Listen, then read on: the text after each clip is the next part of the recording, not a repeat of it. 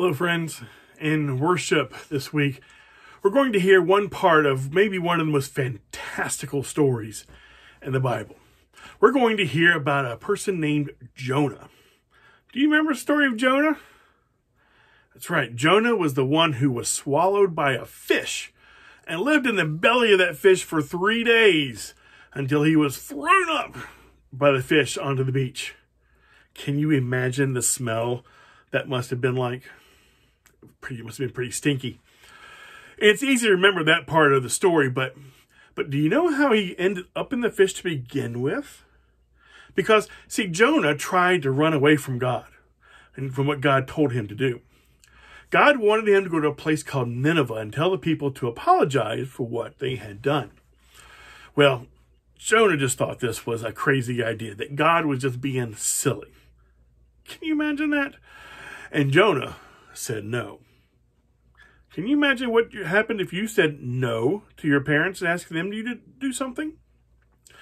Well, God didn't punish Jonah. In fact, he just did something really interesting to get Jonah's attention. If you were swallowed by a fish, would you start paying attention? Yeah, me too. And that's what Jonah did. He did what God told him to do, and everything worked out. Now, what I think is important to remember about this is that even though Jonah thought God was wrong, God wasn't mad. God didn't get angry with Jonah. God just made sure, in quite a funny way, that Jonah got the point of what God was trying to do.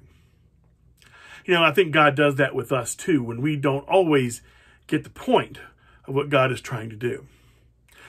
Unfortunately, God doesn't get angry with us. God keeps going until we do get it.